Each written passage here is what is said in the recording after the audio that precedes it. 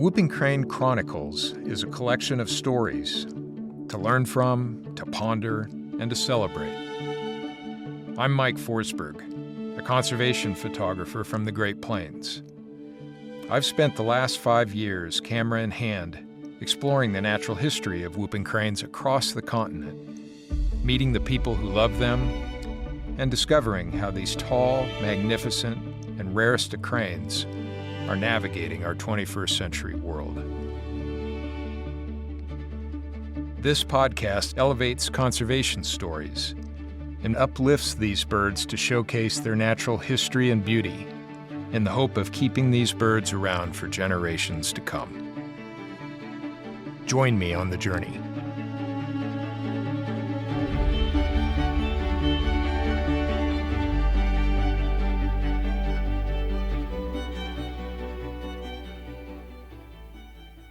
I'm joined today by wildlife biologist Clint Faas. Clint works with Texas Park and Wildlife, and he's based out of El Campo, Texas. We are actually talking from Clint's parents' home in Nada, Texas. Clint, welcome to the program. Glad to be here. Appreciate you being here. It's been a couple years since we've seen each other. Remind me of the time that we saw each other last. What were we doing? Oh, last time I think we were chasing cranes trying to get photos. I think that's the last time we were here, and calling landowners and getting access and trying to find points of entry into properties that we could get close to these birds. Which was crazy for me because I remember this. And Clint, you got on the phone and you just started making calls. Yeah. And you knew everybody. You called this one person, the next person said, oh, yeah, I think they're over to this field now. And then you'd call the next person. You know everybody around here. It's a small community. It's a very close-knit community. Yeah. I think that's what makes it really special here. Yeah. And here is where? So we're in Nada, Texas right now. Nearby is Garwood, Texas, equally as unknown to most people, but small farming community, largely Czech and German immigrants that settled here and kind of developed the area. But the Nada name looks like nada, nothing in Spanish, but it's actually a derivative of a Czech word. I don't know how to pronounce it, but it's spelled Nadja, and it means hope in Czech. So it's the community of hope is what they call it here. Yeah. But yeah, everybody knows everybody, and half of them are related. How long have you worked here? So I've worked with the department now for 7 years, but I grew up in El Campo, which is just 15 minutes south. Right. My mom, she grew up in the house that we're in, and so I've been in this area my whole life. You have family? You have kids? Yes, wife and 2 kids. I've got a 10-year-old boy and a 6-year-old girl, and they're doing all the things that they can do. You're right in the heart of it, aren't you, right now? Yeah, we're getting busy. Yeah. 4 days a week right now. Is that right? Yes, sir. Yeah, nonstop. Yeah, good. Well, enjoy every minute of it. I am. When we started having kids, somebody told me that, enjoy it goes fast. And I thought it was one of the most cliche things that anybody could ever tell you. And now I realize it was one of the most honest things anybody could ever tell you. Yeah, that's right. Yeah, I mean, cliches are born out of truths anyway, right? Absolutely. Whooping cranes. Yeah. So I was given a talk actually at the School of Natural Resources where I work at the University of Nebraska last week.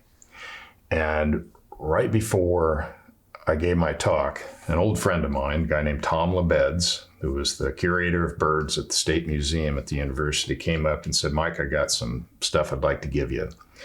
And so he gave me a couple older books about whooping cranes.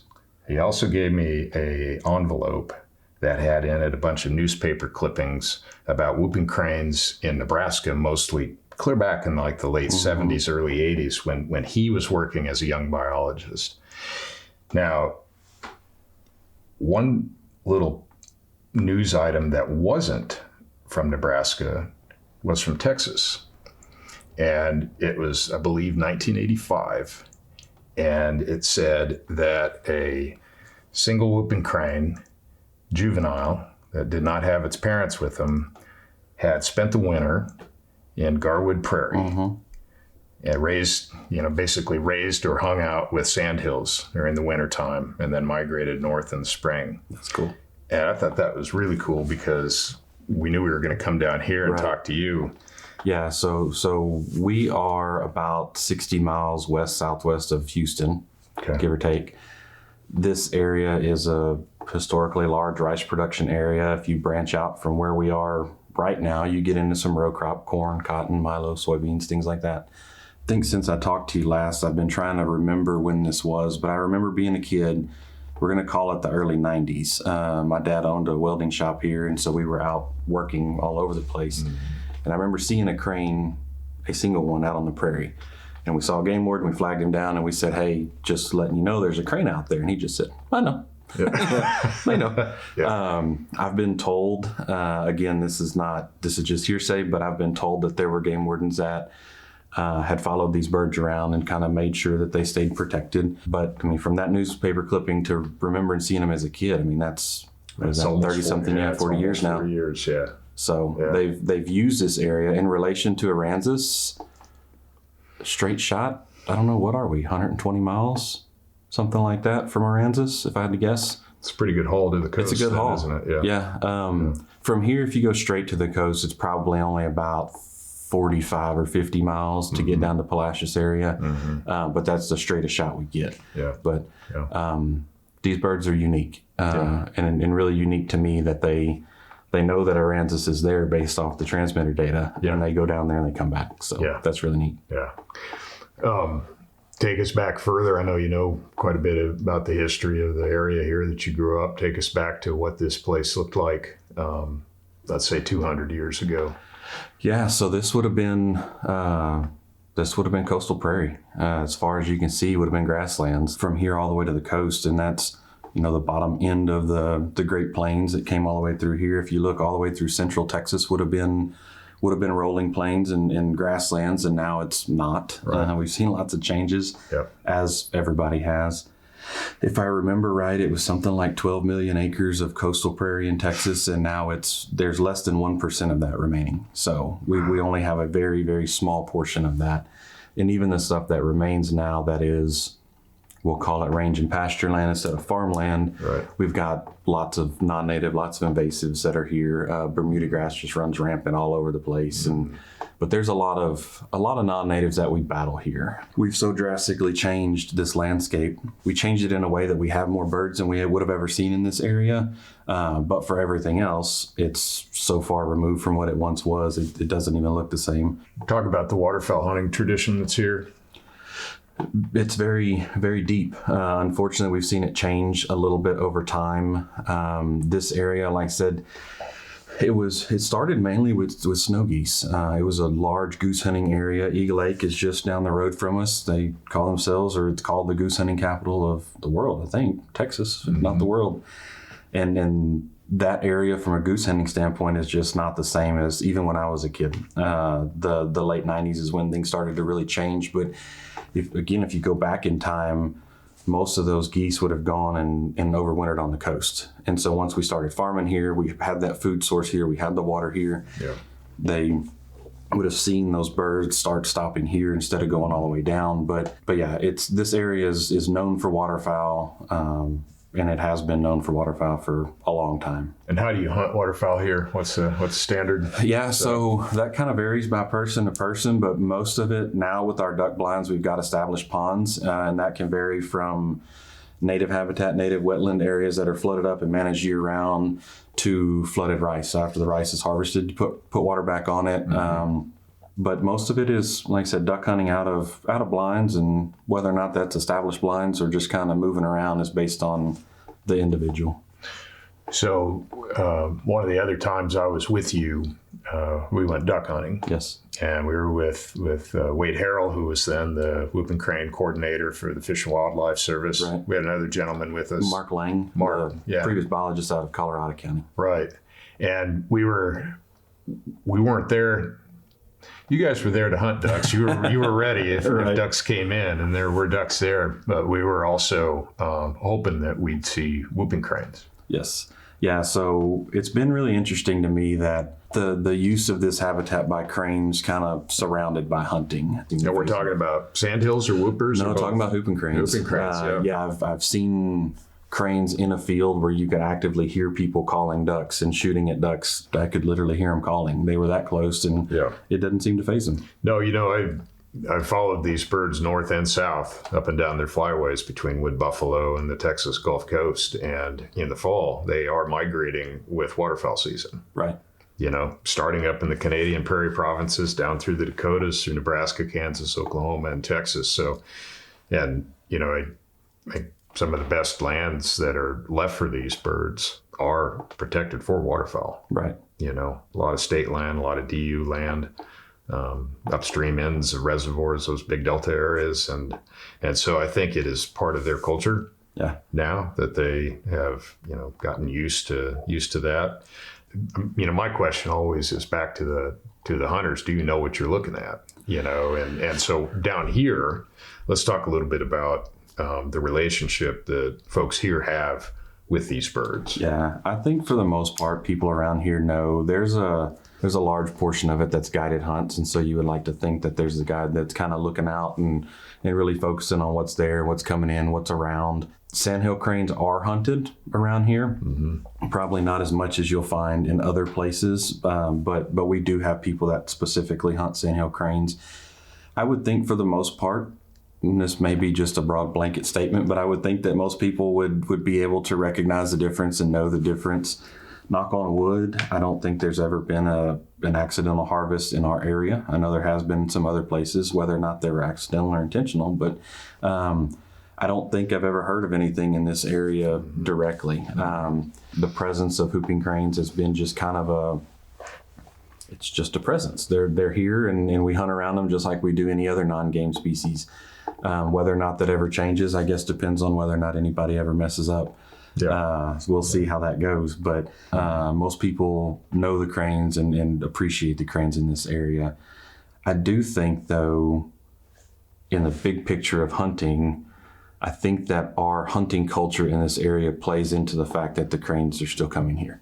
Because if you completely took waterfowl out of the equation in this area, you would see a lot of the water go away with it. The people that are holding water until February, March, or beyond, depends on the person. But if we didn't have that hunting culture, you wouldn't see these wetlands scattered all across our landscape, because there would, quite frankly, be no reason to, for the way that some of these people would look at it. A farmer's going to dump the water off when they harvest their rice, and there's no point in spending the money to put water back on it if it's not for the hunting. Yeah, you beat me to my next question. I was going to ask you how important waterfowl conservation and hunting is for these birds. So you've answered that.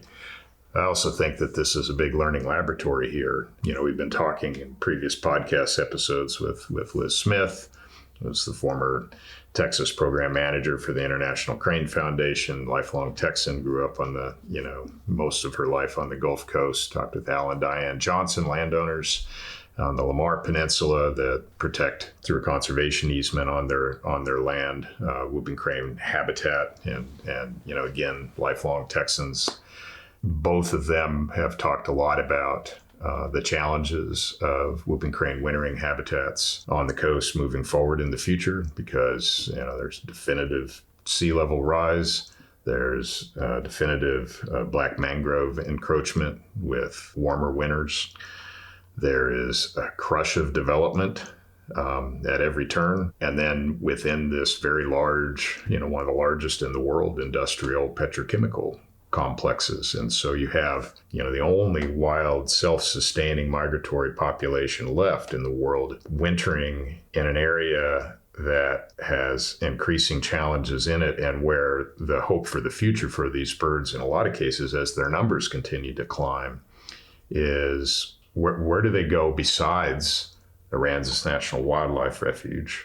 Do you have, because you've lived here most of your life, most folks, is it enough to say that they know that the birds are here, and as long as those birds don't get in the way of what they do, now they live their lives, it's just fine? Or is there a sentiment about these birds and perhaps a growing sense of pride, maybe, that they're here and they're doing something that maybe wasn't in the science book? Yeah, that's a good question. It's probably somewhere in between. I think that a lot of people in this area know the birds, appreciate the birds, some more than others.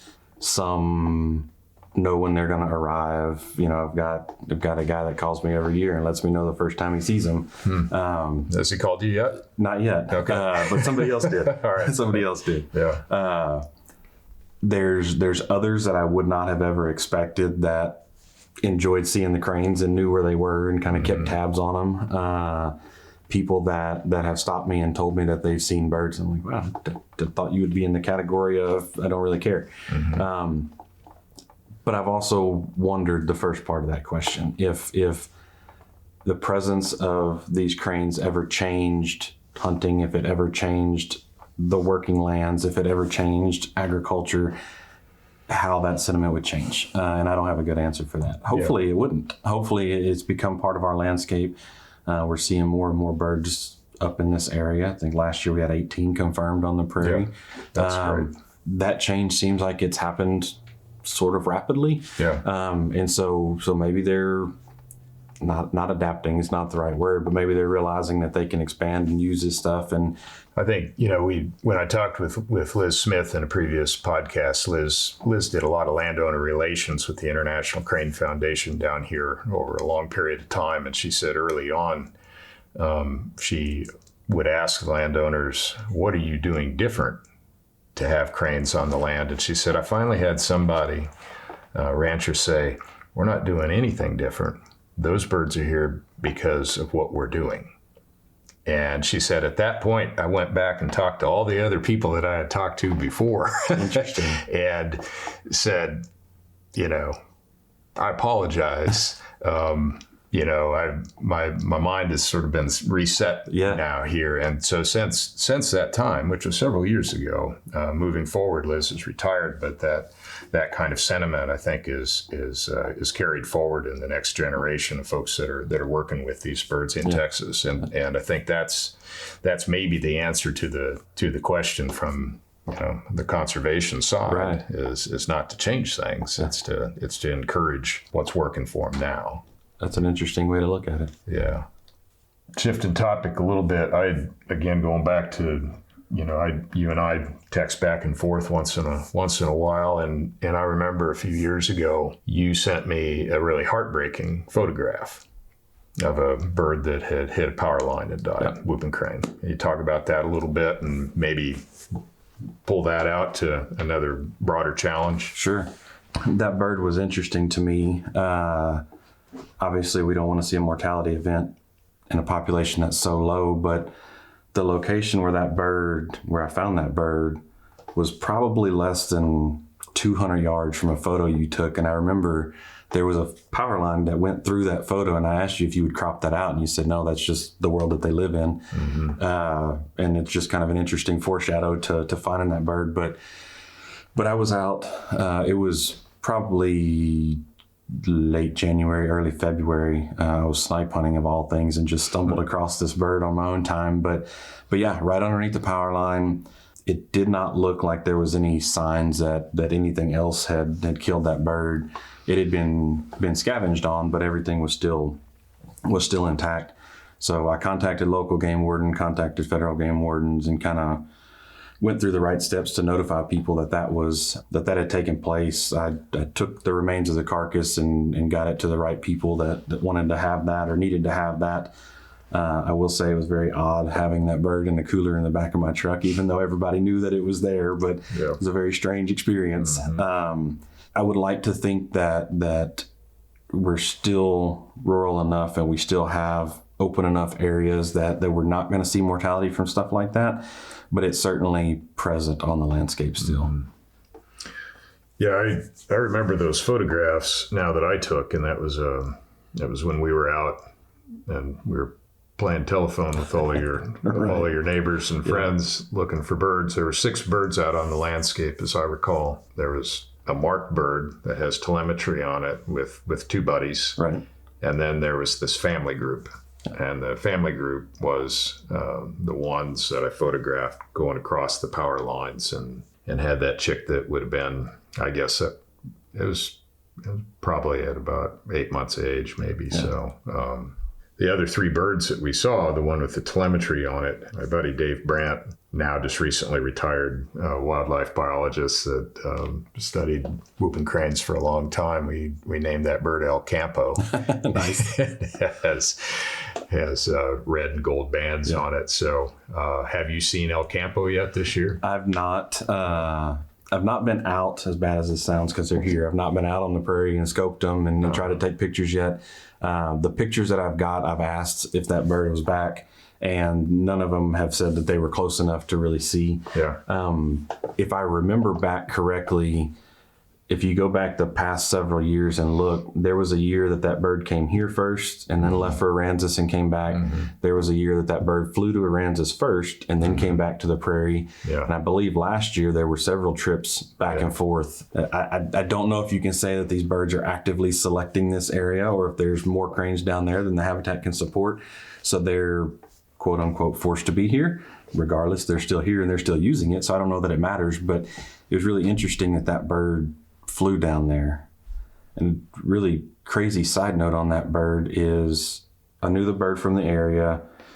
I was in a duck blind probably, we'll call it 20 miles, 25 miles southwest of here. And there were 3 whooping cranes that flew past me. So I'm scrambling to grab my phone and I snapped a photo of them just to document that they were down there. I'd never seen them in that part before. I talked to Wade about it. Wade pulled up the track log and that was our marked bird that just happened to fly past me 25 miles away. That's when I realized that bird had gone back and forth, not just here. Yeah, that's crazy. That's really neat. Yeah. Yeah, the telemetry that I have seen with the biologists of her, and I think this bird is a her. That's what I've been told. Yeah.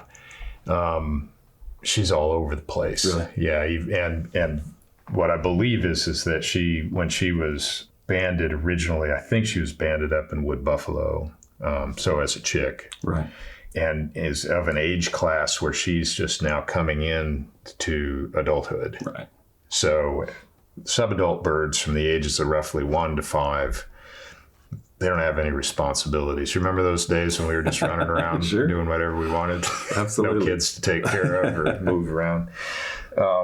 That's what she's been doing, and but she's coming into that age class now where this year I'm really interested to see when she does show up down here, because I'd like to know if she's got somebody with her. So last year, I saw her a bunch last year, and I'm trying to remember. I know for a fact that I have a photo because there was another marked bird that showed up last year, a green and white marked bird. Just green and white? Just green and white. So 2 bands? No, a single green and white band. Like that one's yellow, red, yellow, red, whichever way. Yeah. This one was just green and white. And I have to pull up a photo and show you. I have a photo of those 2 marked birds that they are in pairs. I won't say that they were paired up with the other bird that was with them, but it was 4 birds, and when they hung out in the field, they were hanging out, one marked bird, and each of them had another one with them. So whether or not they were truly paired or just hanging out that way, but it was more than just every other time it was 3 birds. There was a little group of them. So we'll see. So we're getting in the whooper weeds here now a little bit, but producers need to indulge me here.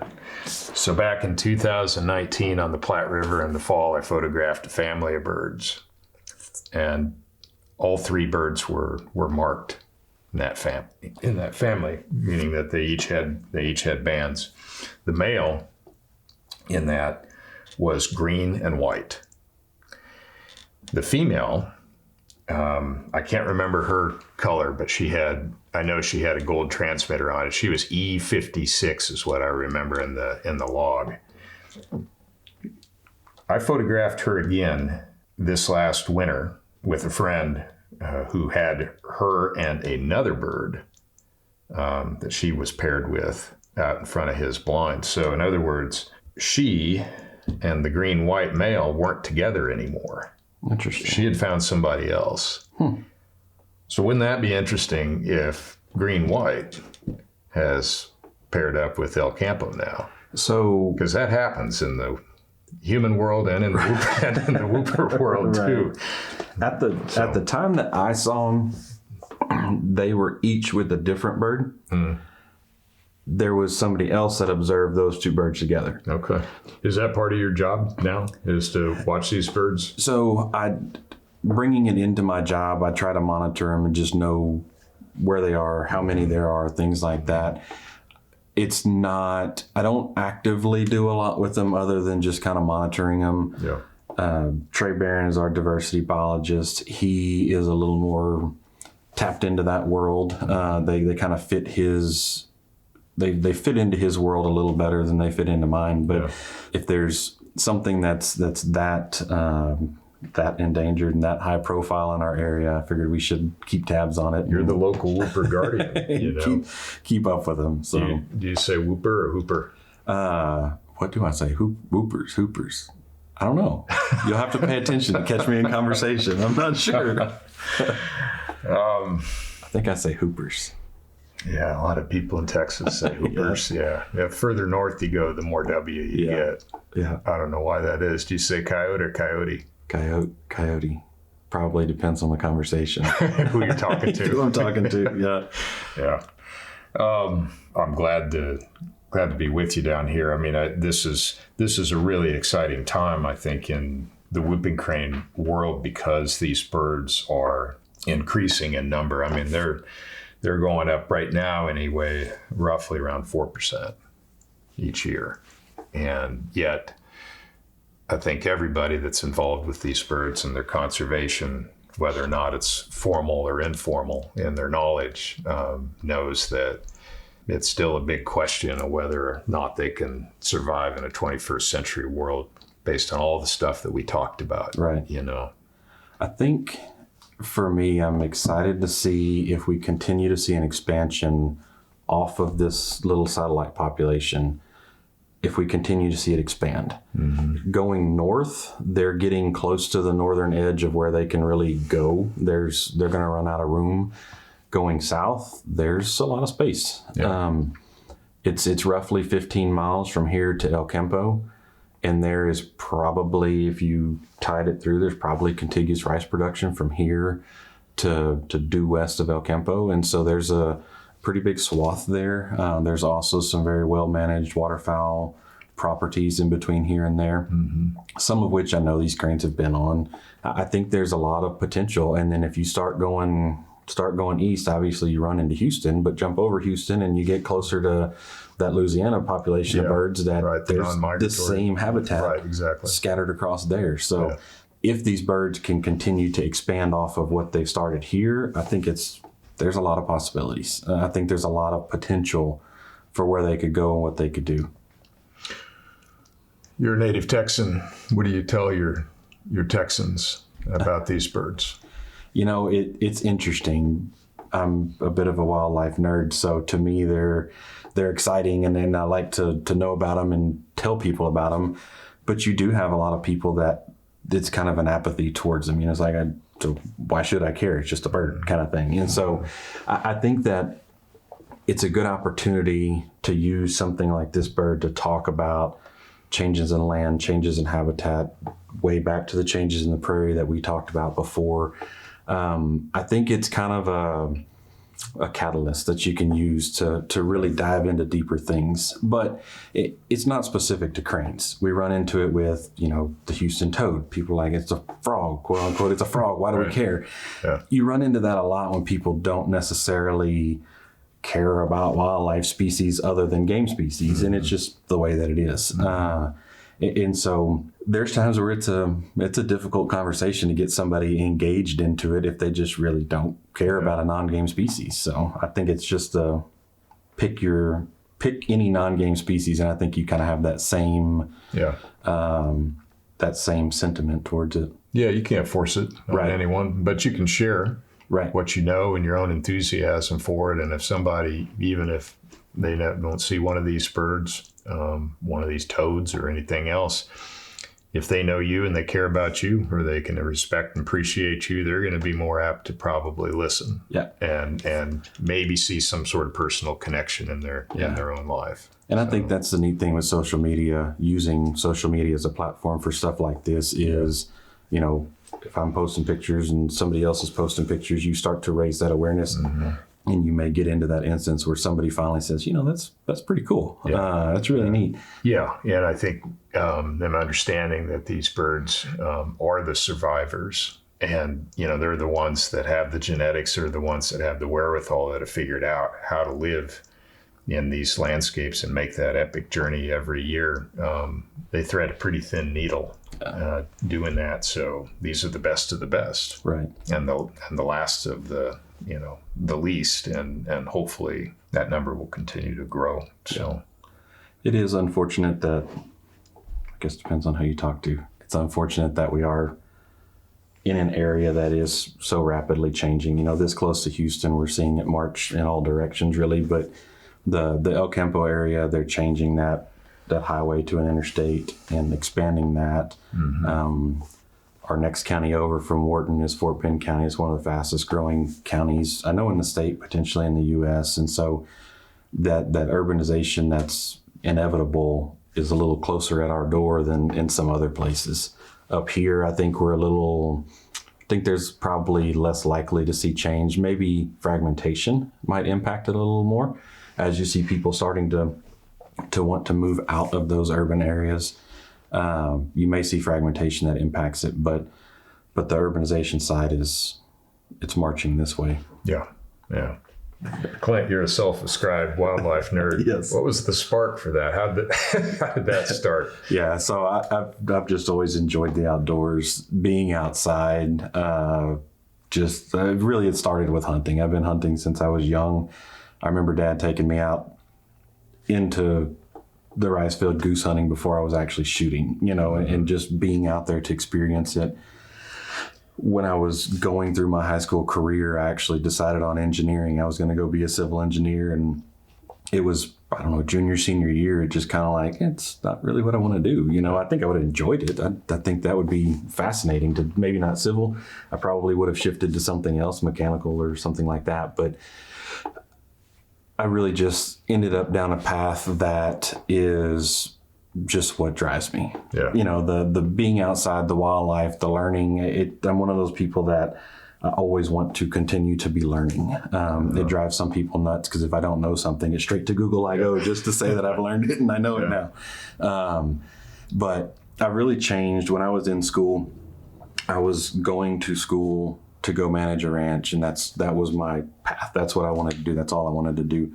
So I was very game management focused. As I've progressed in my career, those things are still big and they're still important and they're still the primary focus of what I do. But I started to branch out in all different ways. I tell people often I wish I could go back to school now with the mentality I have now, and relearn the things that I would have learned in school, because there's a lot of things that I found interesting, but they didn't necessarily stick because I wasn't where my head was. But going back and retaking ornithology and things like that would be just incredible now.